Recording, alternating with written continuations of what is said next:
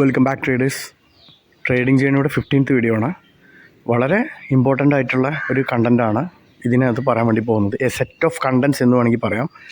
Market structure, internal structure, external structure, then break of structure, market structure shift അഥവാ change of character, higher highs and higher lows, അതേമാതിരി lower lows and lower highs, then impulsive moves, corrective moves. ഇത്രയും കാര്യങ്ങളാണ് ഈ വീഡിയോക്കകത്ത് നമ്മൾ പറയുന്നത്.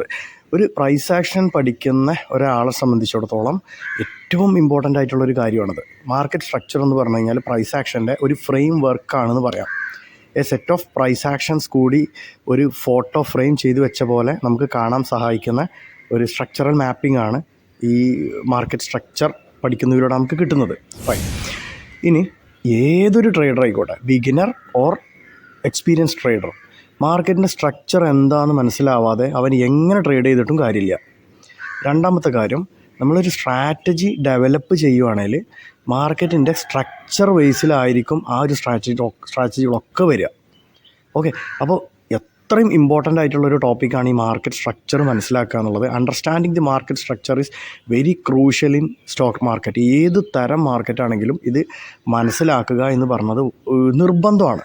മാർക്കറ്റിൻ്റെ structure മനസ്സിലാവാതെ നമ്മൾ ട്രേഡ് ചെയ്തിട്ട് കാര്യമില്ല. എവിടെ നിന്ന് എൻട്രി ചെയ്യണമെന്നും എവിടെ വരെ അതിനെ ഹോൾഡ് ചെയ്യണമെന്നും അതായത് എക്സിറ്റ് ചെയ്യണമെന്നും നമുക്ക് ഒരു ഐഡിയയും കിട്ടാത്തത് എന്തുകൊണ്ടാണെന്നറിയോ? മാർക്കറ്റിൻ്റെ സ്ട്രക്ചർ മനസ്സിലാവാത്ത ഒന്നാണ്. വീഡിയോയിലൂടെ അരമണിക്കൂർ കൊണ്ട് നമുക്ക് ഇത്തരം കാര്യങ്ങളെക്കുറിച്ച് ഡീപ്പായിട്ട് പഠിക്കാൻ വേണ്ടി പറ്റും. വീഡിയോ നിങ്ങൾ വൺസ് കണ്ടതിന് ശേഷം നോട്ട്സ് തയ്യാറാക്കി വീഡിയോ ആവർത്തിച്ച് കണ്ട് ഇത് നിങ്ങൾ ചാർട്ടിനകത്ത് പ്രാക്ടീസ് ചെയ്യണം. എല്ലായ്പ്പോഴും ഞാൻ പറയാറുള്ളത് പോലെ തന്നെ ഇത് നമ്മുടെ 15th വീഡിയോ ആയതുകൊണ്ട് തന്നെ 1 to 14th വീഡിയോ അവിടെ കിടപ്പുണ്ട്. ഫ്രീ ഓൺലൈൻ കോഴ്സിൻ്റെ ഭാഗമായിട്ട് ചെയ്തുകൊണ്ട് തന്നെ നിങ്ങളത് 1 by 1 ആയിട്ട് പഠിച്ചു വന്ന് ഒരു കരിയർ ബിൽഡപ്പാണ് ഉദ്ദേശിക്കുന്നത് വെച്ചെങ്കിൽ 1ാം ക്ലാസ് മുതൽ പാസ്സായി വന്നെങ്കിൽ നിങ്ങൾ ഒരു ഹയർ ലെവലിൽ എത്തുമ്പോൾ, നിങ്ങളൊരു പ്രൊഫഷണൽ സ്റ്റൈലിലേക്ക് എത്തുന്ന സമയത്ത് നമുക്ക് കണ്ടൻറ്റുകളൊന്നും വിട്ടു പോകാൻ പാടില്ല. മാർക്കറ്റ് സ്ട്രക്ചറിനെ കുറിച്ച് പറയുമ്പോൾ നമ്മൾ ആദ്യം മനസ്സിലാക്കേണ്ടത് 3 തരം മാർക്കറ്റ് സ്ട്രക്ചറുകളുണ്ട്. 1 bullish market structure, 2 bearish market structure, 3ാമത്തത് ഒരു സ്ട്രക്ചറും ഇല്ലാത്ത സൈഡ് വേസ് മാർക്കറ്റ്. ബുള്ളിഷ് സ്ട്രക്ചറിൻ്റെ പ്രത്യേകത മാർക്കറ്റ് ഹയർ ഹൈസും ഹയർ ലോസും ഉണ്ടാക്കി മുകളിലോട്ട് പോകുന്നു എന്നുള്ളതാണ്. ബെയറിഷ് സ്ട്രക്ചറിൻ്റെ പ്രത്യേകത എന്ന് പറഞ്ഞാൽ ലോവർ ലോസും ലോവർ ഹൈസും ഉണ്ടാക്കി മാർക്കറ്റ് താഴത്തോട്ടാണ് വരുന്നത്. സൈഡ് വേസ് മാർക്കറ്റ് എന്ന് പറയുമ്പോൾ അതിനകത്ത് ഒരു ഹയർ ഹൈസോ ഹയർ ലോസോ ഒന്നും നമുക്ക് കാണാൻ പറ്റില്ല. അതിനൊരു കൃത്യമായൊരു സ്ട്രക്ചർ ഇല്ലാതെ സൈഡ് വൈസിലോട്ടായിരിക്കും മാർക്കറ്റിൻ്റെ മൂവ്മെൻറ്റ്. ഈ കാര്യം വളരെ ക്ലിയറായിട്ട് മനസ്സിലായി. ഇനി ഹയർ ഹൈസ് എന്താണ്, ഹയർ ലോസ് എന്താണെന്ന് ഞാൻ പറയാം. വൺസ് മാർക്കറ്റ് ഒരു സ്റ്റാർട്ടിംഗ് പോയിൻ്റ് നമ്മൾ എടുക്കുക, അതെന്താണ്? ലോ അല്ലേ? ലോ ലെവലിൽ നിന്ന്, ലോ പ്രൈസിൽ നിന്ന് മാർക്കറ്റ് മുകളിലോട്ടാണ് പോകുന്നത്. ബിക്കോസ് നമ്മളിവിടെ ഡിസ്കസ് ചെയ്യുന്നത് ഇപ്പോൾ ബുള്ളിഷ് സ്ട്രക്ചറിനെ കുറിച്ചാണ്. ബുള്ളിഷ് എന്ന് പറഞ്ഞാൽ എന്താണ്? ലോ പ്രൈസിൽ നിന്ന് മാർക്കറ്റ് ഹൈ പ്രൈസിലേക്ക് കുതിക്കുന്ന ആ അവസ്ഥ. ലോ പ്രൈസിൽ നിന്ന് സ്റ്റാർട്ട് ചെയ്ത മാർക്കറ്റ് നേരെ ഹയർ പ്രൈസ് എക്സ്ട്രീം ലെവലിൽ കൊണ്ടുപോയി ഉണ്ടാക്കുകയാണോ? അല്ല. 100ൽ നിന്ന് സ്റ്റാർട്ട് ചെയ്ത മാർക്കറ്റാണെങ്കിൽ 110 വരെ അത് പോയി വയ്ക്കുക. 110 ഇപ്പോൾ ഹയർ പ്രൈസ്, 100 ലോവർ പ്രൈസ്. തിരിച്ച് മാർക്കറ്റ് താഴത്തോട്ട് ഇറങ്ങി, കുറച്ച് ദൂരം ഇറങ്ങി, ഒരു 105 വരെ ഇറങ്ങി എന്ന് വിചാരിക്കുക. ഓൾമോസ്റ്റ് ഒരു 50% താഴത്തോട്ട് തന്നെ ഇറങ്ങി. അപ്പോൾ മാർക്കറ്റ് ആദ്യം ഉണ്ടാക്കിയ ലോ പ്രൈസ് 100, അതിൻ്റെ മുകളിൽ അടുത്ത ലോ പ്രൈസ് ഉണ്ടാക്കി 105. അവിടുന്ന് വീണ്ടും മാർക്കറ്റ് പൊന്താൻ വേണ്ടി ആരംഭിച്ചു. എന്നിട്ട് 115 അതല്ലെങ്കിൽ 120 എന്നുള്ള അടുത്ത ഹൈ പ്രൈസ് ഉണ്ടാക്കി. ആദ്യം നമുക്ക് കിട്ടിയ ഒരു ലോ ആൻഡ് ഹൈ പ്രൈസിൻ്റെ പെയർ എന്ന് പറഞ്ഞാൽ 100 to 110 അല്ലേ? ആ ഒരു പെയർ വാല്യൂ എന്ന് പറയുന്നത് 100 മുതൽ 110 വരെ. രണ്ടാമത് നമുക്ക് കിട്ടിയതോ 105 മുതൽ 120 വരെ. ഇപ്പോൾ അതിങ്ങനെ കണ്ടിന്യൂ ചെയ്ത് പോകുന്നു. ഇനി നിങ്ങളത് മനസ്സിലാക്കുക, ബുള്ളിഷ് മാർക്കറ്റ് സ്ട്രക്ചറിൽ ലോ പ്രൈസുകൾ എപ്പോഴും പ്രൊട്ടക്റ്റഡ് ആയിരിക്കും. പ്രൊട്ടക്റ്റഡ് മീൻസ് വൺസ് ആ പ്രൈസിൽ നിന്ന് പൊന്തിയ മാർക്കറ്റ് പിന്നീട് ആ പ്രൈസിനെ ക്രോസ് ചെയ്ത് താഴത്തോട്ട് വരില്ല. ഏതിൻ്റെ കേസിൽ? ബുള്ളിഷ് മാർക്കറ്റ് സ്ട്രക്ചർ ആണെങ്കിൽ. 100-ൽ നിന്ന് സ്റ്റാർട്ട് ചെയ്തത് പിന്നെ ഇറങ്ങി വന്നത് മാക്സിമം 105-ലോട്ടാണ്. ഓക്കെ, പിന്നെ മുകളിലോട്ട് പോയി 120 ഉണ്ടാക്കി മാർക്കറ്റ് പിന്നെ ഒരു പക്ഷേ ഇറങ്ങി വരുന്നത് 115 എന്നുള്ള പ്രൈസിലേക്കായിരിക്കാം. ഒരിക്കലും ഈ ഒരു 105 എന്നുള്ള പ്രൈസിനെയോ 100 എന്നുള്ള പ്രൈസിനെയോ പിന്നെ ക്രോസ് ചെയ്ത് ബുള്ളിഷ് സ്ട്രക്ചറിൽ വരില്ല. അപ്പോൾ നമ്മളിവിടെ പഠിക്കുന്നത് higher highs and higher loss ആണല്ലോ. ആദ്യം ക്രിയേറ്റ് ചെയ്ത ലോവിൻ്റെ ഹൈയിൽ അടുത്ത ലോ ക്രിയേറ്റ് ചെയ്യുന്നതുകൊണ്ട് തന്നെ ബുള്ളി സ്ട്രക്ചർ അനുസരിച്ച് ലോ ദെൻ മുകളിലുള്ള ലോ ഹയർ ലോ ആണ്. അതിന് മുകളിൽ ക്രിയേറ്റ് ചെയ്യപ്പെടുന്ന ലോ ഹയർ ലോ ആണ്. അതിന് മുകളിൽ ക്രിയേറ്റ് ചെയ്യപ്പെടുന്ന ലോ വീണ്ടും ഹയർ ലോ ആണ്. ഇനി ഹയർ ഹൈ എന്ന് പറഞ്ഞാലോ, ഹയർ ഹൈ എന്ന് പറയുമ്പോൾ ആദ്യം ക്രിയേറ്റ് ചെയ്ത ഹൈയിൻ്റെ മുകളിൽ ഹൈയിൽ അടുത്ത ഹൈ വരുന്നതോടുകൂടി അതിനെ ഹയർ ഹൈ എന്ന് വിളിക്കും. അതിന് മുകളിൽ അടുത്ത ഹൈ ക്ലോസ് ചെയ്യുന്നതോടുകൂടി വരുന്നതോടുകൂടി നമുക്ക് അടുത്ത ഹയർ ഹൈ കിട്ടി. ഇങ്ങനെ ബുള്ളിഷ് മാർക്കറ്റ് സ്ട്രക്ചർ എന്ന് പറയുമ്പോൾ ഒരു set of higher highs and higher lows കൂടിച്ചേർന്നതായിരിക്കും. ഹയർ ലോസ് എല്ലായ്പ്പോഴും പ്രൊട്ടക്റ്റഡ് ആയിരിക്കും. ഹയർ ഹൈസിനെ മാർക്കറ്റ് നിരന്തരം ബ്രേക്ക് ചെയ്തുകൊണ്ടിരിക്കും. ഇനി ബെയറിഷ് സ്ട്രക്ചറിൻ്റെ കേസിൽ വന്നാലോ, ആദ്യം ഒരു ഹൈ പ്രൈസിൽ നിന്ന് മാർക്കറ്റ് സ്റ്റാർട്ട് ചെയ്യുന്ന മാർക്കറ്റ് ലോ ഉണ്ടാക്കി. ഇപ്പോൾ നമുക്കൊരു ഹൈയും ഒരു ലോ പ്രൈസും കിട്ടി. ഉദാഹരണം പറയുകയാണെങ്കിൽ 200 ആണ് ഹൈ പ്രൈസ് എന്ന് വയ്ക്കുക. 200-ൽ നിന്ന് 190-ലോട്ട് മാർക്കറ്റ് ഡൗൺ ആയി, ഇടിഞ്ഞു. 190 എന്നും 200 എന്നും നമുക്ക് എന്ത് കിട്ടി? ഒരു ഹൈ പ്രൈസും ലോ പ്രൈസും കിട്ടിയിട്ടുണ്ട്. തിരിച്ച് മാർക്കറ്റ് മുകളിലോട്ട് കയറുന്ന സമയത്ത് 200-നെ ബ്രേക്ക് ചെയ്യാതെ കുറച്ച് മുകളിലോട്ട് പോയി താഴത്തോട്ട് ഇറങ്ങി വരുവാണെങ്കിൽ അതിൻ്റെ അർത്ഥം എന്താണ്? ഈ ആദ്യം പ്രിൻ്റ് ചെയ്ത ഹൈയിൻ്റെ താഴെ, അതായത് ലോവിൽ അടുത്ത ലോവർ ഹൈ മാർക്കറ്റ് ഉണ്ടാക്കി. എന്നിട്ട് മാർക്കറ്റ് ചെയ്തത് എന്താ? ക്രിയേറ്റ് ചെയ്ത ലോ അതിൻ്റെ താഴെ, അതായത് ലോവിൽ ലോവർ ലോ ഉണ്ടാക്കി. വീണ്ടും തിരിച്ചു മുകളിലോട്ട് പോകുന്നു ഹൈയിന് താഴെ. ആദ്യം ക്രിയേറ്റ് ചെയ്ത ലോവർ ഹൈയിന് താഴെ ക്രിയേറ്റ് ചെയ്ത് ലോവർ ഹൈയിന് താഴെ അടുത്ത ലോവർ ഹൈ ക്രിയേറ്റ് ചെയ്യുന്നു. വീണ്ടും ഇറങ്ങുന്നു, ലോവിന് താഴെ അടുത്ത ലോവർ ലോ ക്രിയേറ്റ് ചെയ്യുന്നു. ഇങ്ങനെ ബെയറിഷ് സ്ട്രക്ചറിൽ ലോവർ ലോസും ലോവർ ഹൈസും ക്രിയേറ്റ് ചെയ്ത് മാർക്കറ്റ് താഴത്തോട്ട് ഇറങ്ങുന്നു. ബുള്ളി സ്ട്രക്ചറിൻ്റെ നേരെ ഓപ്പോസിറ്റ് ആയിരിക്കും. ഇവിടെ പ്രൊട്ടക്റ്റഡ് ആയിരിക്കുന്ന വാല്യൂസ് എന്തായിരിക്കും? ലോവർ ഹൈസുകളായിരിക്കും. ലോവർ ഹൈസുകളെ മാർക്കറ്റ് ബെയറിഷിൽ ബ്രേക്ക് ചെയ്യില്ല.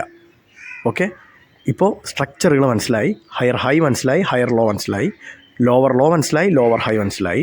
ബെയർ കട്ടായിട്ട് മനസ്സിലാക്കുക. ഇനി സ്വിംഗ് പോയിൻറ്റ്സ് എന്താണെന്ന് ഞാൻ പറയുന്നുണ്ട്.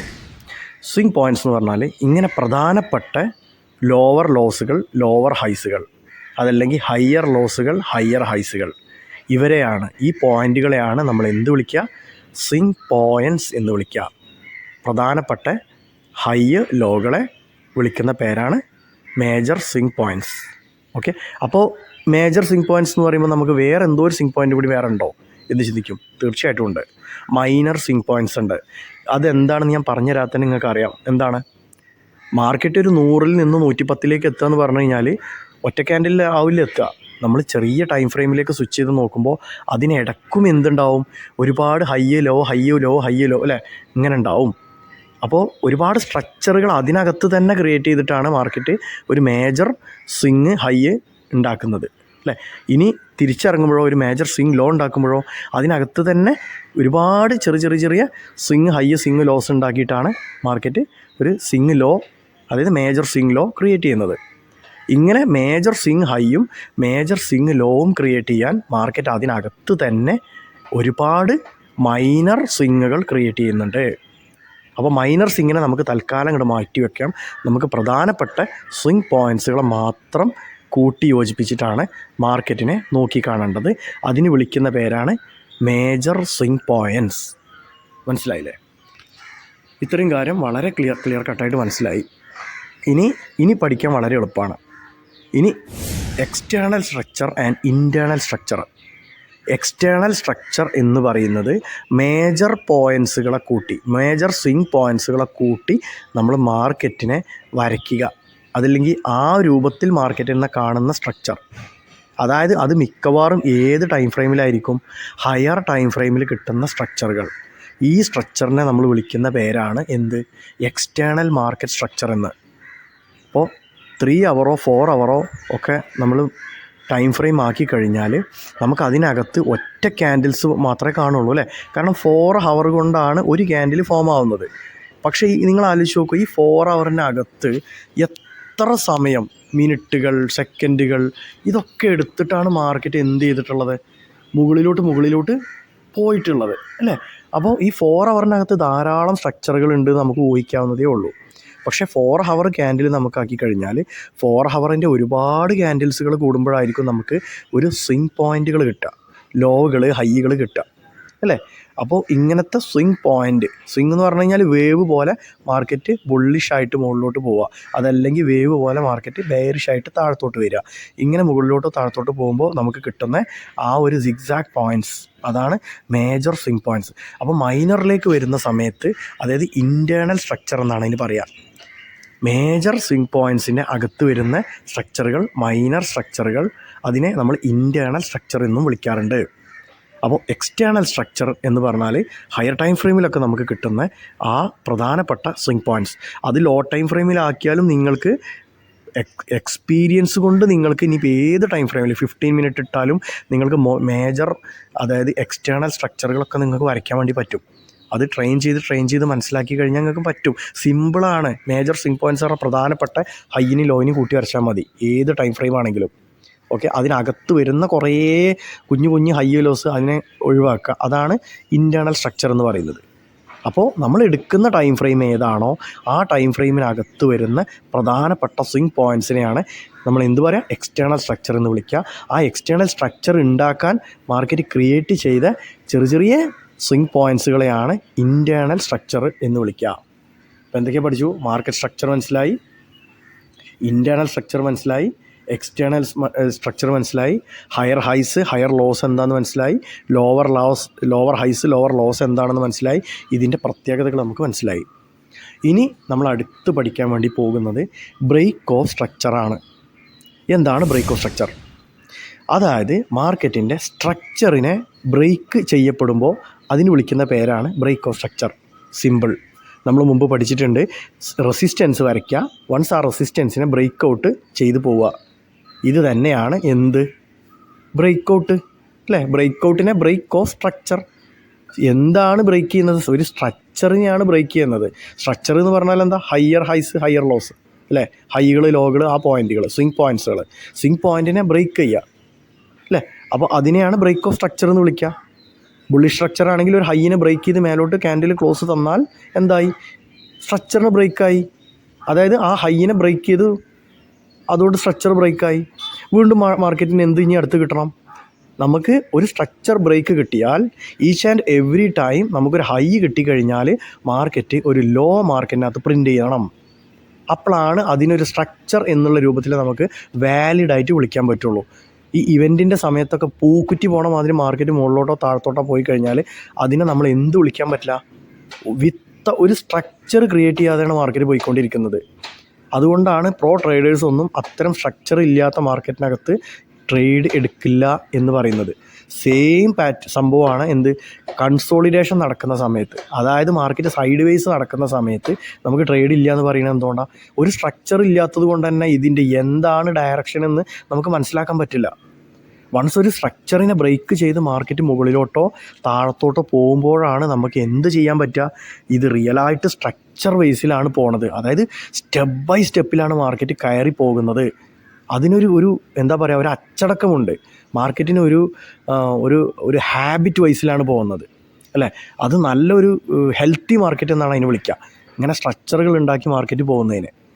ഓക്കെ, അതർവൈസ് നമ്മൾ തോന്നിയ പോലെ മുകളിലോട്ടോ തോന്നിയ പോലെ താഴത്തോട്ടോ വരുന്ന മാർക്കറ്റിൽ നമ്മൾ ട്രേഡ് എടുക്കാൻ പാടില്ല എന്ന് പറഞ്ഞതാണ്. സോ ഇതുകൊണ്ടാണ് ഞാൻ എന്ത് പറഞ്ഞത്, സ്ട്രക്ചറുകൾ എന്താണെന്ന് പഠിക്കാത്ത ഒരാൾക്ക് മാർക്കറ്റിനകത്ത് നിന്ന് ഒന്നും ഉണ്ടാക്കാൻ പറ്റില്ല, പൈസ ഉണ്ടാക്കാൻ പറ്റില്ല. അപ്പോൾ സ്ട്രക്ചർ പഠിക്കുന്നതിൻ്റെ ഇമ്പോർട്ടൻസ് അതാണ്. സ്ട്രക്ചറുകൾ എന്ന് പറഞ്ഞാൽ ഈ സ്ട്രക്ചർ ബേസിലാണ് നമ്മളെപ്പോഴും ട്രേഡ് എടുക്കുക. ഓക്കെ, അപ്പോൾ ബ്രേക്ക് ഓഫ് സ്ട്രക്ചർ എന്ന് പറഞ്ഞാൽ ബുള്ളിഷ് മാർക്കറ്റ് ആണെങ്കിൽ, അതായത് ബുള്ളിഷ് ബ്രേക്ക് ഓഫ് സ്ട്രക്ചർ ആണെങ്കിൽ മാർക്കറ്റ് നിലവിൽ പ്രിൻ്റ് ചെയ്ത് ഒരു ഹൈയിനെ ബ്രേക്ക് ചെയ്ത് മുകളിലോട്ട് പോകുന്നതിനെ ബ്രേക്ക് ഓഫ് സ്ട്രക്ചർ എന്ന് വിളിക്കുന്നു. നമ്മൾ മുമ്പ് എക്സാമ്പിളായിട്ട് റെസിസ്റ്റൻസ് ബിക്കം സപ്പോർട്ട് എന്നൊക്കെ ഞാൻ ലൈന് പ്ലോട്ട് ചെയ്യാൻ പഠിപ്പിച്ച് തന്നിട്ടുണ്ട്. ആ ലൈനിനെ തന്നെയാണ് നിങ്ങൾ ബ്രേക്ക് ഓഫ് സ്ട്രക്ചർ എന്ന് എഴുതി വെക്കേണ്ടത്. ഓക്കെ, ഇതാണ് break of structure. Once bullish മാർക്കറ്റിൽ ബ്രേക്ക് നടക്കുന്നത് ഏത് സ്വിംഗ് പോയിൻറ്റിനായിരിക്കും? ഹൈകളായിരിക്കും. ഹൈ അതിനെങ്ങനെ ബ്രേക്ക് ചെയ്ത് പോകും. ഇനി ബെയറിഷ് ആണെങ്കിലോ അവിടെയും ബ്രേക്ക് ഓഫ് സ്ട്രക്ചറുകൾ നടക്കും. പക്ഷേ അവിടെ ബ്രേക്ക് ചെയ്യുന്നത് എന്തിനെയായിരിക്കും? നിലവിലുള്ള ലോ പ്രൈസിനെ ആയിരിക്കും വീണ്ടും ബ്രേക്ക് ചെയ്ത് താഴത്തോട്ട് അടുത്ത ലോ ഉണ്ടാക്കുക, ലോവർ ലോ. വീണ്ടും ആ ലോവർ ലോനെ ബ്രേക്ക് ചെയ്തിട്ടായിരിക്കും ന്യൂവസ്റ്റ് ആയിട്ടുള്ള ലോവർ ലോനെ ഉണ്ടാക്കുക. അപ്പോൾ ഓരോ ലോവർ ലോനെ അല്ലെങ്കിൽ ഓരോ ലോവിനെ ബ്രേക്ക് ചെയ്യുമ്പോഴും മാർക്കറ്റിൽ ബ്രേക്ക് ഓഫ് സ്ട്രക്ചറുകൾ സംഭവിക്കുന്നുണ്ട്. This is called bearish break of structure. അത് പ്രത്യേകം വെവ്വേറെ ഒന്നും പഠിച്ചു വെക്കേണ്ട ആവശ്യമില്ല, സിമ്പിളാണ്. ബുള്ളിഷിലാവുമ്പോൾ സ്വാഭാവികമാണ് അതിൽ ബ്രേക്ക് ചെയ്യണ സ്വിംഗ് പോയിൻ്റ് എന്നുള്ള ഹൈനെ തന്നെയായിരിക്കും. ബെയറിഷ് ആകുമ്പോൾ ലോ എന്നുള്ള സ്വിംഗ് പോയിൻറ്റിനെ, പ്രധാനപ്പെട്ട സ്വിംഗ് പോയിൻറ്റുകളെ, ലോവുകളെ ബ്രേക്ക് ചെയ്യുന്നതിനെ തന്നെയാണ് നമ്മൾ ബെയറിഷ് എന്ന് പറയുക. അതുകൊണ്ട് രണ്ടിനെയും BOS എന്ന് നിങ്ങൾ എഴുതി വെച്ചാൽ മതി. BOS. ഓക്കെ, അങ്ങനെ നോട്ട് ചെയ്യുക ബ്രേക്ക് ഓഫ് സ്ട്രക്ചർ. ഇപ്പോൾ ബ്രേക്ക് ഓഫ് സ്ട്രക്ചർ നിങ്ങൾക്ക് മനസ്സിലായി.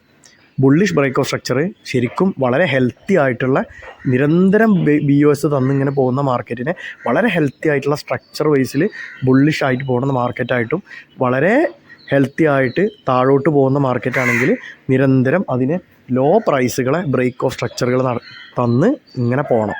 അതല്ലാതെ ഒറ്റയടിക്ക് മാർക്കറ്റ് കഴിഞ്ഞ് വരിക, ഒറ്റയടിക്ക് ഒരു BOSഉം ഒന്നും ഇല്ലാതെ ഒറ്റയടിക്ക് നിന്നോടുത്ത് അങ്ങോട്ട് പോവുക, ഇങ്ങനെ ഒന്നായി കഴിഞ്ഞാൽ നമുക്ക് എന്തില്ല, ഒരു ഹെൽത്തി മാർക്കറ്റിൻ്റെ സ്ട്രക്ചറാണത് എന്ന് നമുക്ക് പറയാൻ പറ്റുകയില്ല. ഓക്കെ, ഇത്രയും കാര്യങ്ങൾ മനസ്സിലായി, BOSഉം മനസ്സിലായി.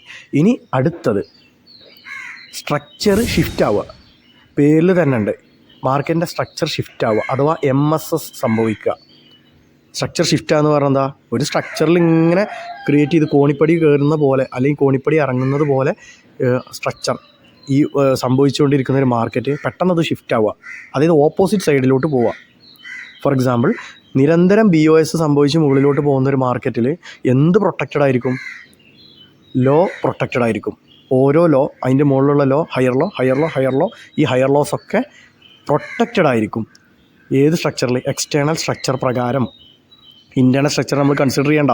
ഇൻറ്റേർണൽ സ്ട്രക്ചർ നോക്കുകയാണെങ്കിൽ അത് അങ്ങനെ അങ്ങോട്ടും ഇങ്ങോട്ടും ഒക്കെ വന്നുകൊണ്ടിരിക്കുന്നുണ്ടാവും. അപ്പോൾ എക്സ്റ്റേണൽ സ്ട്രക്ചർ നമ്മൾ നോക്കുകയാണെങ്കിൽ അത് ബുള്ളിഷ്നെസ്സിന് സൂചിപ്പിക്കുന്ന കാര്യം എന്താണ്? അതിൻ്റെ ലോ പ്രൈസുകൾ പ്രൊട്ടക്റ്റഡ് ആയിരിക്കും. ഓക്കെ, വൺസ് പ്രൊട്ടക്റ്റഡ് ആയിട്ടുള്ള ഒരു ലോവിനെ മാർക്കറ്റ് ബ്രേക്ക് ചെയ്ത് താഴത്തോട്ട് വന്നാലോ, അതിൻ്റെ പേരാണ് MSS. അതായത് മാർക്കറ്റിൻ്റെ സ്ട്രക്ചർ ഷിഫ്റ്റ് ആവാൻ തുടങ്ങി. കാരണം ബ്രേക്ക് ചെയ്യാൻ പ്രൊട്ടക്റ്റഡായി നിർത്തിയിരിക്കുന്ന ഒരു ലോവിനെ വൺസ് മാർക്കറ്റ് ആദ്യമായിട്ട് കട്ട് ചെയ്ത് താഴത്തോട്ട് ഇറങ്ങിയാൽ, ബ്രേക്ക് ചെയ്ത് താഴത്തോട്ട് ഇറങ്ങിയാൽ അതിൻ്റെ പേര് എന്തല്ല? ബ്രേക്ക് ഓഫ് സ്ട്രക്ചർ എന്നല്ല. ബ്രേക്ക് ഓഫ് സ്ട്രക്ചർ മുകളിലോട്ട് ആണല്ലോ. ഇപ്പോൾ നമ്മൾ ബുള്ളിഷ് മാർക്കറ്റ് പറയുമ്പോൾ മുകളിലോട്ടാണ് ബ്രേക്ക് ഓഫ് സ്ട്രക്ചർ തരേണ്ടത്. വൺസ് ആദ്യമായിട്ട് താഴത്തോട്ട് തരുന്നതിനെയാണ് മാർക്കറ്റിൻ്റെ സ്ട്രക്ചർ ഷിഫ്റ്റ് എന്ന് പറയുന്നത്. വൺസ് സ്ട്രക്ചർ ഷിഫ്റ്റ് ആയി കഴിഞ്ഞാൽ പിന്നീട് ആ ലോവിനെ കട്ട് ചെയ്ത് താഴത്തോട്ട് ഇങ്ങനെ വരുമ്പോൾ നമ്മളതിനെ ബ്രേക്ക് ഓഫ് സ്ട്രക്ചർ എന്ന് വീണ്ടും വിളിക്കും. അപ്പോൾ ആ ബ്രേക്ക് ഓഫ് സ്ട്രക്ചർ എന്തായി? ബെയറിഷ് ബ്രേക്ക് ഓഫ് സ്ട്രക്ചറാണ്. സംഭവം ഐഡിയ കത്തിയില്ലേ? ഓക്കെ, കത്തിയിട്ടില്ലെങ്കിൽ വീണ്ടും ആവർത്തിച്ച് കേൾക്കുക. അപ്പോൾ ആദ്യമായിട്ട് വൺസ് പ്രിൻ്റ് ചെയ്യപ്പെട്ട ഒരു ലോവിനെ മാർക്കറ്റ് കട്ട് ചെയ്യുമ്പോൾ ബുള്ളി സ്ട്രക്ചറിൽ അതിനെ MSS എന്ന് വിളിക്കും. ഓക്കെ, വൺസ് ഒരു MSS കിട്ടിക്കഴിഞ്ഞാൽ പിന്നെ മാർക്കറ്റ് വീണ്ടും തിരിച്ചു മുകളിലോട്ട് കയറുമല്ലോ. ഈ മുകളിലോട്ട് കയറുന്ന സമയത്ത് എന്ത് ചെയ്യാൻ പാടില്ല? ലാസ്റ്റ് പ്രിൻ്റ് ചെയ്ത് ഹൈയിനെ കട്ട് ചെയ്യാൻ പാടില്ല, അതായത് അതിന് ബ്രേക്ക് ചെയ്യാൻ പാടില്ല. എന്തുകൊണ്ട്?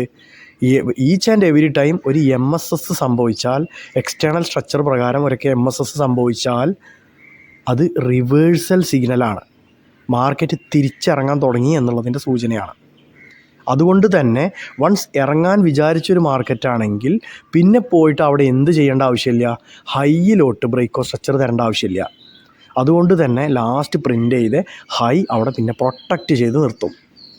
എന്നിട്ട് പിന്നെ മാർക്കറ്റ് ബ്രേക്ക് ചെയ്യാൻ പോകുന്നത് ഇനിയാണ് lower low because market is എന്താണ്? Down trend. ഇൻറ്റേർണൽ ആയിക്കോട്ടെ എക്സ്റ്റേണൽ ആയിക്കോട്ടെ അത് ഡൗൺ ട്രെൻഡുകളാണ് പിന്നെ നമുക്ക് കാണാൻ പറ്റുക. അപ്പോൾ ഡൗൺ ട്രെൻഡിൽ എന്തായിരിക്കും മാർക്കറ്റ് ഉണ്ടാവുക? അതിൻ്റെ ഹൈകളായിരിക്കും പ്രൊട്ടക്റ്റഡ് ആയിട്ടുണ്ടാവുക. ഈച്ച് ആൻഡ് എവരി ഹൈ, അതിൻ്റെ താഴെയുള്ള ലോവർ ഹൈ, അതിൻ്റെ താഴെ ലോവർ ഹൈ, ഇതൊക്കെ പ്രൊട്ടക്റ്റഡ് ആയിരിക്കും. ഓക്കെ, ഇങ്ങനെയാണ് മാർക്കറ്റിൽ MSS ആദ്യമായിട്ട് തിരിച്ച് വരുന്നത്. ഷിഫ്റ്റ് ആവുന്ന സമയത്ത് നമ്മൾ അതിനെ വിളിക്കുന്ന പേരാണ്, ആ ബ്രേക്കിനെ വിളിക്കുന്ന പേരാണ് MSS. ഇനി താഴത്തോട്ട് വരുന്ന മാർക്കറ്റാണ് വെക്കുക. ഇവിടെ എന്താണ് പ്രൊട്ടക്റ്റഡ്? ഇവിടെ ലോവർ ഹൈസുകളാണ് പ്രൊട്ടക്റ്റഡ്. മാർക്കറ്റ് ഒരു എക്സ്ട്രീം സപ്പോർട്ട് ലെവലിൽ വന്നു എന്ന് വെക്കുക. ഇനി മാർക്കറ്റിന് താഴത്തോട്ട് പോകാൻ ചാൻസ് ഇല്ല എന്ന് നമുക്കറിയാം. എക്സ്ട്രീം ലെവൽ സപ്പോർട്ടിലൊക്കെയാണ് വന്നിട്ടുള്ളത്. അതുകൊണ്ട് ഇനി മാർക്കറ്റ് ഒരു റിവേഴ്സൽ നമ്മൾ എക്സ്പെക്റ്റ് ചെയ്യാണ്. റിവേഴ്സൽ എക്സ്പെക്റ്റ് ചെയ്യണം. നമുക്ക് ആദ്യം എന്ത് കിട്ടണം? MSS കിട്ടണം. അതായത് മാർക്കറ്റ് സ്ട്രക്ചർ ഷിഫ്റ്റ് കിട്ടണം. നമ്മളിപ്പോൾ പഠിച്ചത് പ്രകാരം സ്ട്രക്ചർ ഷിഫ്റ്റ് എന്ന് പറഞ്ഞാൽ എന്താണ്? അവസാനം പ്രിൻ്റ് ചെയ്ത ഒരു ലോവർ ഹൈയിനെ മാർക്കറ്റ് ബ്രേക്ക് ചെയ്ത് ക്ലോസ് ചെയ്യണം. മുകളിലോട്ട് ബ്രേക്ക്, ദെൻ ക്ലോസ്. അങ്ങനെ ചെയ്യുമ്പോൾ നമുക്ക് സിഗ്നൽ കിട്ടി. മാർക്കറ്റ് ഇതാ തിരിച്ച് കയറാൻ തുടങ്ങി. പ്രൊട്ടക്റ്റഡ് ആയിരുന്ന ഒരു ലോവർ ഹൈയിനെ മാർക്കറ്റ് കട്ട് ചെയ്യാൻ വേണ്ടി ആരംഭിച്ചു, ക്രോസ് ചെയ്യാൻ വേണ്ടി ആരംഭിച്ചപ്പോൾ നമ്മൾ അതിനെ MSS എന്ന് അവിടെ എഴുതി വെക്കുക. ദെൻ മാർക്കറ്റ് താഴത്തോട്ട് വീണ്ടും വരുന്ന സമയത്ത് അവിടെ ആ ഏരിയയിൽ നിന്ന് വീണ്ടും മുകളിലോട്ട്, ആ ഏരിയയിൽ നിന്ന് ഇറങ്ങാൻ പാടില്ല. ലാസ്റ്റ് പ്രിൻ്റ് ചെയ്ത് ആ ഒരു ലോവിനെ പിന്നെ എന്ത് ചെയ്യാൻ പാടില്ല? ബ്രേക്ക് ചെയ്ത് താഴത്തോട്ട് ഇറങ്ങാൻ പാടില്ല. കാരണം മാർക്കറ്റ് ഇനി മുകളിലോട്ടാണ്. അപ്പോൾ മുകളിലോട്ട് പോകുന്ന മാർക്കറ്റ് അവിടെ ലോവുകളെയാണ് ഇനി പ്രൊട്ടക്റ്റ് ചെയ്ത് നിർത്താനുള്ളത്. അതുകൊണ്ട് ഇനി ആ ലോവിനെ, ആ എക്സ്റ്റേണൽ സ്ട്രക്ചർ പ്രകാരമുള്ള ആ ഒരു ലോവിനെ ഇനി മാർക്കറ്റ് ബ്രേക്ക് ചെയ്ത് താഴത്തോട്ട് വരാൻ പാടില്ല. വൺസ് അഥവാ വന്നാൽ വീണ്ടും മാർക്കറ്റ് എന്താണ് അതിൻ്റെ അർത്ഥം? ഒരു ഫേക്ക് MSS തന്നിട്ട് നമ്മളെ പറ്റിച്ചതാണ് എന്ന് മനസ്സിലാക്കാം.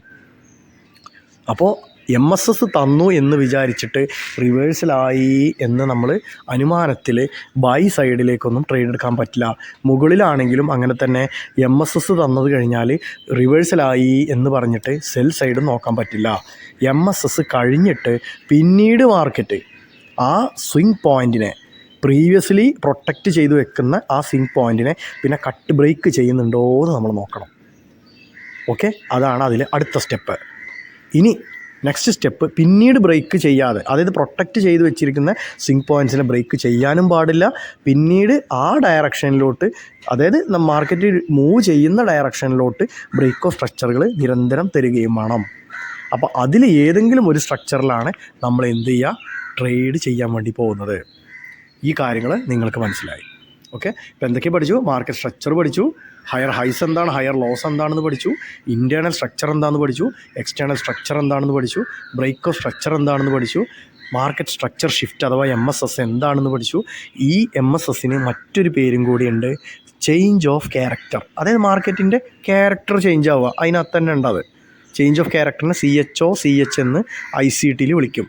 CH change of character. അതായത് ബുള്ളിഷ് ക്യാരക്ടറിലുള്ള മാർക്കറ്റ് നേരെ ചേഞ്ച് ആയി അല്ലേ, അതിന് പറയുന്ന പേരാണ് ചേഞ്ച് ഓഫ് ക്യാരക്ടർ. അതായത് മാർക്കറ്റ് സ്ട്രക്ചർ ഷിഫ്റ്റ് ആയിന്ന് SMC കൺസെപ്റ്റ് പ്രകാരം പറയാറുണ്ട്. രണ്ടും സെയിം തന്നെയാണ്, MSS ആൻഡ് CH. അപ്പോൾ സ്ട്രക്ചർ ഷിഫ്റ്റ് എന്ന് പറഞ്ഞാലും ചേഞ്ച് ഓഫ് ക്യാരക്ടർ എന്ന് പറഞ്ഞാലും ഏത് വേർഡും നിങ്ങൾക്ക് യൂസ് ചെയ്യാം. ഏത് വേർഡും വേണമെങ്കിൽ MSS എന്നോ CH എന്നോ നിങ്ങൾക്ക് എഴുതി വെക്കാൻ വേണ്ടി പറ്റുന്നതാണ്. ഓക്കെ, ഇനി അത്രയും കാര്യങ്ങൾ നിങ്ങൾ പഠിച്ചു. ഇനി നമ്മൾക്ക് മറ്റൊരു കാര്യം പഠിക്കാനുണ്ട്, impulsive moves and corrective moves. ഇത് ഓൾറെഡി നിങ്ങൾക്ക് എന്താണെന്നറിയോ? വൺസ് മുകളിലോട്ട് പോകുന്നൊരു മാർക്കറ്റാണെന്ന് വിചാരിക്കുക. മുകളിലോട്ട് പോകുന്ന മാർക്കറ്റിൻ്റെ ഇമ്പൾസീവ് മൂവ് എന്ന് പറയുന്നത് എന്തായിരിക്കും? ഇമ്പൾസീവ് മൂവ് എന്ന് പറഞ്ഞാൽ ബുള്ളിഷ് സൈഡിലോട്ടുള്ള മൂവിനെ ഇമ്പൾസീവ് മൂവ് എന്ന് പറയും. ബെയറിഷ് സൈഡിലോട്ടുള്ള മൂവ്സിനെ കറക്റ്റീവ് മൂവ്സ് എന്ന് പറയും.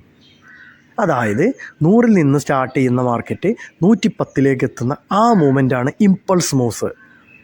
110 നിന്ന് ജസ്റ്റ് ഒന്ന് മാർക്കറ്റ് താഴത്തോട്ട് ഒരു 105 ഇറങ്ങുന്നു. ഈ മൂവിനെയാണ് കറക്റ്റീവ് മൂവ് എന്ന് പറയാം. നെക്സ്റ്റ് വീണ്ടും ഇമ്പൾസീവ് മൂവ് 105 നിന്ന് 120. വീണ്ടും 120 നിന്ന് 115. ഈ വാല്യൂസ് ഞാൻ എക്സാമ്പിളിന് വേണ്ടി പറയുന്നതാണ്. 115 വീണ്ടും തിരിച്ചിറങ്ങുന്ന അതിനെ കറക്റ്റീവ് മൂവ് എന്ന് പറയാം. ഇപ്പോൾ നിങ്ങൾ മനസ്സിലാക്കുക, impulsive moves and corrective moves നമ്മൾ മനസ്സിലാക്കിയിരുന്ന ഇങ്ങനൊരു സംഭവമൊക്കെ മാർക്കറ്റിലുണ്ട് എന്ന് നമ്മൾ മനസ്സിലാക്കിയാലുള്ളൂ നമുക്ക് എന്ത് ചെയ്യാം, ശരിക്കും കറക്റ്റീവ് മൂവ്സിൽ ട്രേഡ് എടുക്കാൻ പറ്റുക. ശരിയല്ലേ? ബുള്ളിഷായിട്ട് പോകുന്നൊരു മാർക്കറ്റിൻ്റെ ഇമ്പൾസീവ് മൂവ്സിൽ നമ്മൾ ഒരിക്കലും എന്ത് ചെയ്യാൻ പാടില്ല, അപ്പോൾ ട്രേഡിലേക്ക് എൻ്റർ ആകാൻ പാടില്ല. ഒരു കറക്റ്റീവ് മൂവ്സ്, അതായത് മുകളിലോട്ട് പോട്ടെ, വീണ്ടും കറക്റ്റീവ് മൂവ്സിന് വേണ്ടി മാർക്കറ്റ് താഴത്തോട്ട് വരും. ഒരു ഹെൽത്തി മാർക്കറ്റാണെങ്കിൽ അങ്ങനെ വരണം. അതാണ് ഹെൽത്തി സ്ട്രക്ചർ. അത് പ്രകാരം താഴത്തോട്ട് കറക്റ്റ് മൂവിന് വേണ്ടി വരുന്ന സമയത്ത് അവിടെയുള്ള ഒരു സപ്പോർട്ട് ഏരിയയോ അല്ലെങ്കിൽ ഓർഡർ ബ്ലോക്സോ ഫെയർ വാല്യൂ ഗ്യാപ്സോ അങ്ങനെ ഈ ബ്രേക്കർ ബ്ലോക്സോ അങ്ങനെ ഒരുപാട് കൺസെപ്റ്റുകളുണ്ട്. അതേപോലെ തന്നെ ഫിബനാച്ചിൻ്റെ ഫിബ് ടൂള് പ്രകാരമുള്ള 0.5 0.6 ഇങ്ങനത്തെ ഏരിയാസ് ഉണ്ട്. ഇനി മൂവിങ് ആവറേജ് പ്രകാരം നോക്കുകയാണെങ്കിൽ 50 മൂവിങ് ആവറേജ് അല്ലെങ്കിൽ 100 മൂവിങ് ആവറേജ് ഇങ്ങനെ നോക്കാറുണ്ട്. ഇനി അവിടെ ട്രെൻഡ് ലൈൻസ് പ്രകാരം ഒരു ട്രെൻഡ് ലൈൻ അതിലൂടെയൊക്കെ കടന്നു പോകുന്ന അതും ടച്ചാണോ ഈ കറക്റ്റായിട്ട് വന്ന് നിൽക്കുന്നത് എങ്കിൽ അതൊരു കറക്റ്റീവ് മൂവ്സാണ്. അവിടെ നിന്നായിരിക്കും പിന്നെ പൊന്തുക. അപ്പോൾ ഇങ്ങനെ കറക്റ്റീവ് മൂവ്സിനെ നമുക്ക് ഐഡൻറ്റിഫൈ ചെയ്യാനുള്ള മെത്തേഡ്സ് ധാരാളമുണ്ട്. ആ കാര്യങ്ങളൊക്കെ നമ്മൾ കുറച്ചൊരു അഡ്വാൻസ് ലെവലാകുമ്പോൾ ഞാൻ നിങ്ങൾക്ക് പറഞ്ഞു തരാം. ഇപ്പോൾ നിങ്ങൾ മനസ്സിലാക്കേണ്ട കൺസെപ്റ്റ് ഇതാണ്. വൺസ് മാർക്കറ്റ് മുകളിലോട്ടാണെങ്കിൽ താഴത്തോട്ടാണെങ്കിൽ ഏതായിക്കോട്ടെ, ഒരു ഇമ്പൾസീവ് മൂവ് എന്നാൽ അതാത് ട്രെൻഡിൻ്റെ ഡയറക്ഷനിലോട്ട് പോകുന്ന മൂവിനെ ഇമ്പൾസ് മൂവ് എന്നും ട്രെൻഡിന് ഓപ്പോസിറ്റായിട്ട് വരുന്ന മൂവിനെ കറക്റ്റീവ് മൂവ് എന്നും പറയും. വൺസ് ഒരു കറക്ഷൻ കഴിഞ്ഞാലാണ് ഇനി അടുത്ത ബ്രേക്കോ സ്ട്രക്ചർ സംഭവിച്ച് മാർക്കറ്റ് ഒരു ഇമ്പൾസീവ് മൂവ് തരിക. വീണ്ടും മാർക്കറ്റ് ഒരു കറക്ഷന് വേണ്ടി താഴത്തോട്ട് വരുന്നു.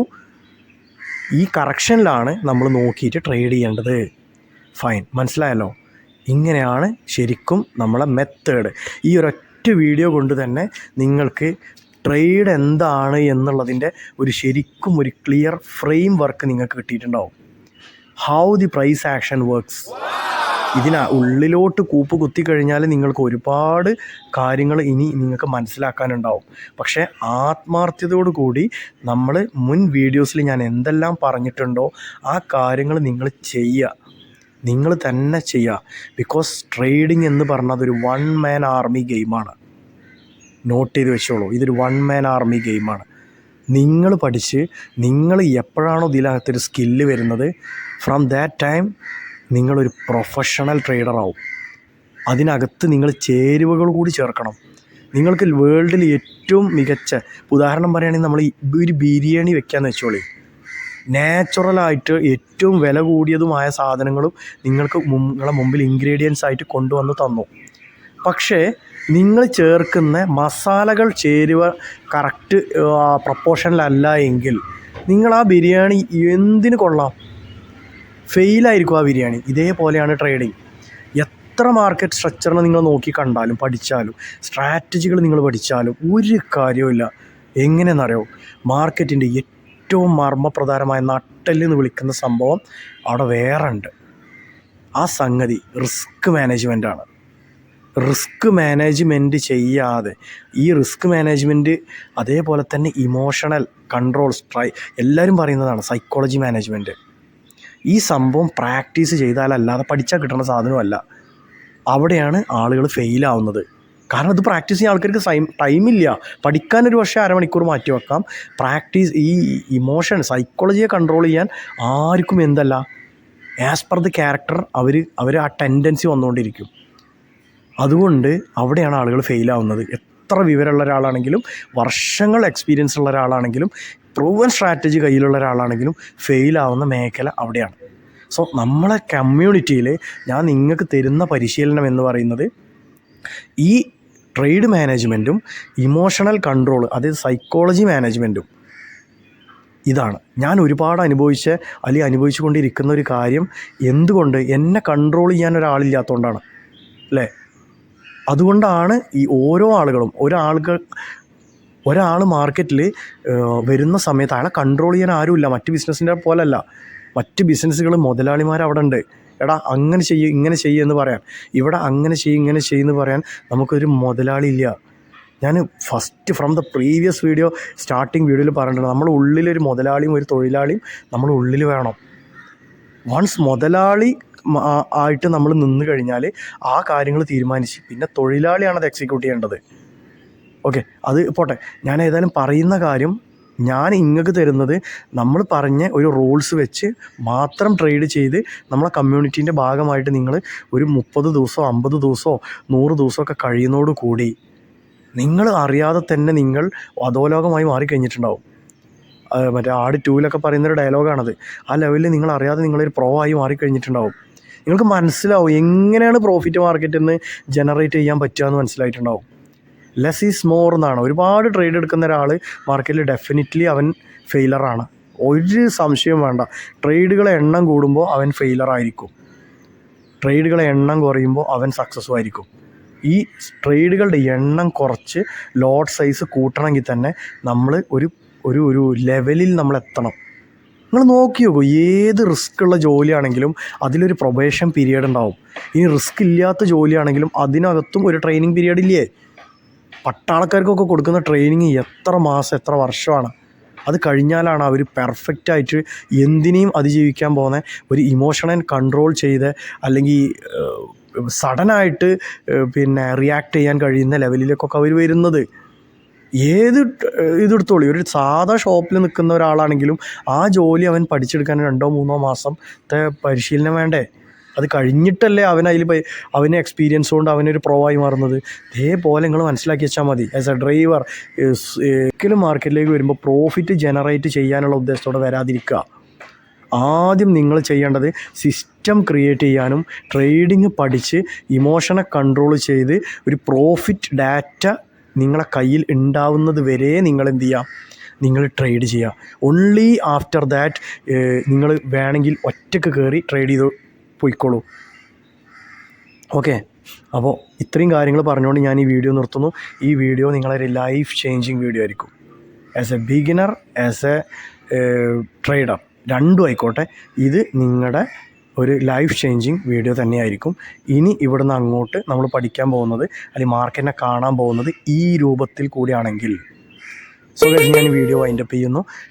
വീഡിയോക്ക് ലൈക്ക് അടിക്കുക. എന്തെങ്കിലും ഉപകാരം നിങ്ങൾക്ക് കിട്ടുന്നുണ്ട് എന്ന് തോന്നിക്കഴിഞ്ഞാൽ ഒരു കമൻറ്റ് ബോക്സിലൂടെ ഒരു താങ്ക്സ് ടൈപ്പ് ചെയ്തിടാൻ അതിനെങ്കിലും സമയം കാണിക്കുക, ഇമോജികൾ ഇടാതെ. ഇത്രയാണ് എനിക്ക് പറയാനുള്ളത്. ഷെയർ ചെയ്യുക.